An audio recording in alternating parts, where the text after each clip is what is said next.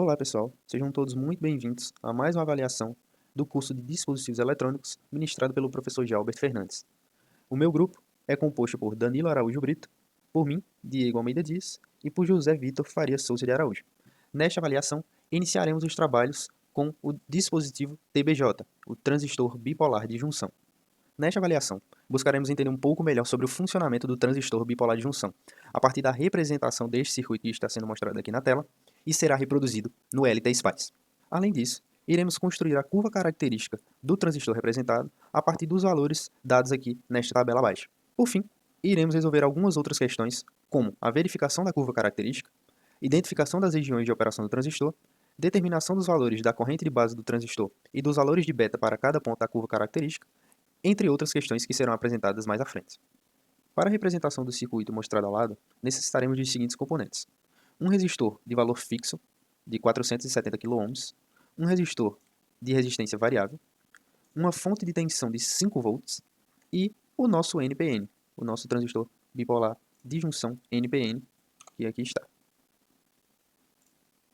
Após isso, iremos interligar os componentes por meio de fios.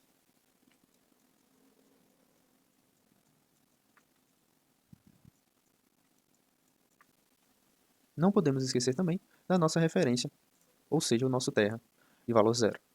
Após a conexão dos componentes do nosso circuito, iremos agora preencher os valores para cada componente. Para este resistor, temos o valor de 470 kΩ fixo. Para este resistor, iniciaremos colocando o valor de 1 ohm. Para esta fonte, sabemos que temos 5 volts. Já para nosso transistor, deveremos colocar a referência indicada no circuito ao lado, que deve ser o transistor BC548B. Como no LT-Spice não temos este transistor bipolar de junção, colocaremos o mais próximo indicado a este que está sendo representado, que seria o 547B. Assim, temos o nosso circuito montado. Definidos os valores dos componentes e conectados por meio de fios, temos agora o nosso circuito montado, basta simulá-lo e verificarmos os valores de cada um dos componentes presentes no nosso circuito. Para este circuito, desejamos 3 valores em específico. Desejamos a tensão de base, a tensão entre o coletor e o emissor e também a corrente que atravessa aqui entre o coletor e o emissor. Para isso, necessitaremos de 3 gráficos, ou seja, adicionaremos 2 plots aqui para que possamos visualizar estes sinais em gráficos diferentes.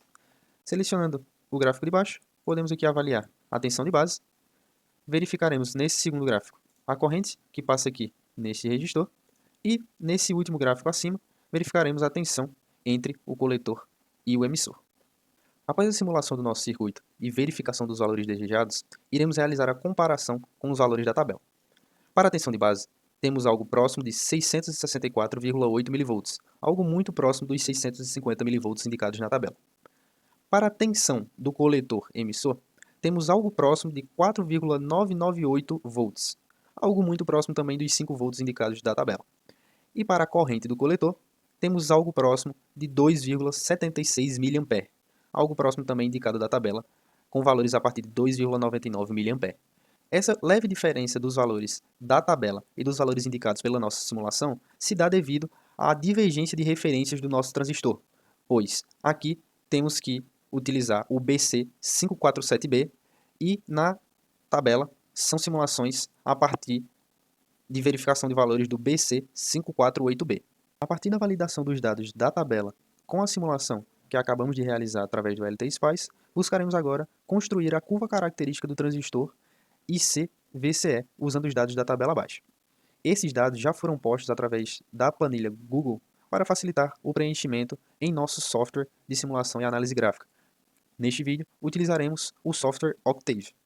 Para a construção da curva característica VCE-IC, iremos utilizar o nosso software Octave. Para isso, anteriormente precisamos definir os valores das variáveis VCE e C. Com o auxílio da planilha ao lado, com os valores já predefinidos para VCE e C, iremos inseri-los no Octave. Neste momento, iremos acelerar um pouco o vídeo para que possamos agilizar no preenchimento desses valores.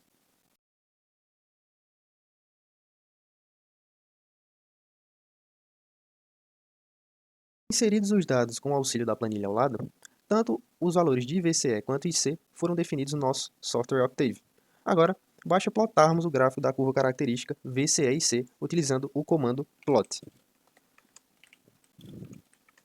Assim, teremos a representação da nossa curva característica, no qual é satisfeita, pois essa curva característica representa a curva de um transistor bipolar de junção. Já podemos também responder a questão B da nossa avaliação, no qual é solicitada a identificação das regiões de utilização do nosso transistor bipolar de junção.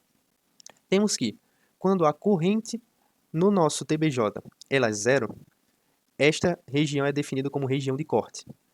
Para a região à esquerda da nossa VCE-SAT, que seria a nossa VCE de saturação, temos a nossa região de saturação, onde o crescimento da corrente ele é um crescimento exponencial.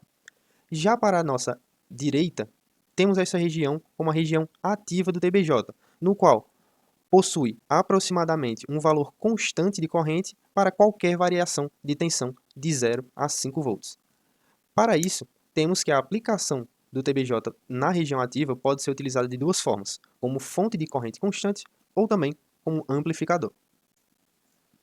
Respondidas as questões A, onde construímos a nossa curva característica do transistor utilizando os dados desta tabela, a questão B, onde verificamos a conformidade da nossa curva característica, e da questão C, onde identificamos as regiões de operação do transistor, devemos agora determinar os valores da corrente de base do transistor e também dos valores de beta para cada ponto da curva característica.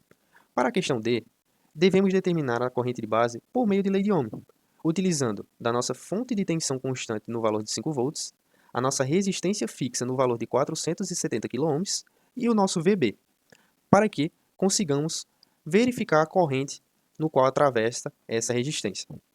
Logo, faremos a DDP entre o VCE e o VB, dividido por este valor de 470 kΩ para cada um dos pontos indicados da tabela. Feito anteriormente, temos aqui todos os valores nesta coluna D e B, para que possamos continuar na questão E, no qual necessitamos dos valores de beta para cada ponto da curva. Para esta equação, iremos realizar a divisão de IC por IB encontrada anteriormente através da lei de Ohm, como já foi explicado. Assim como calculados os valores de IB através do Octave, iremos calcular agora os valores do nosso beta para cada um dos pontos da nossa curva característica, solicitado na nossa questão E da avaliação. Para a questão D, solicitando o cálculo do IB, utilizaremos a lei de Ohm definida anteriormente. Logo, seria a DDP entre VCE menos VB, sobre 470 kΩ, que aqui estão os valores D e B postos na nossa planilha. Para os valores de beta, utilizaremos a equação IC sobre IB. Este ponto, logo após o IC, representa a operação para cada um dos valores entre IC e IB. Portanto, temos aqui os valores dos nossos betas. Após isso, verificamos que o nosso beta, no seu intervalo ideal, está posto na classificação do tipo B do transistor, no qual se enquadra perfeitamente na classificação do nosso transistor, representado aqui pelo BC548B. Aqui na questão F, ele indaga quanto ao que acontece com os valores de beta à medida que VCE diminui.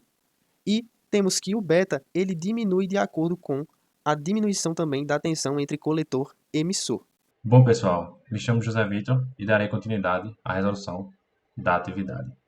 Para a gente calcular o quesito H, temos basicamente que olhar o gráfico usando a função CF2 pelo MATLAB e analisando o momento em que o gráfico irá tocar no eixo VCE ativo, ou seja, os valores ativos através do gráfico polinomial nos dará a tensão de L, que seria basicamente o valor dessa corrente, já que seria o P2, né, dividido pelo P1.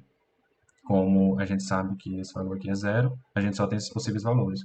Logo, a tensão de R seria 0,0026 dividido por 0,0001, ou seja, menos 26 volts.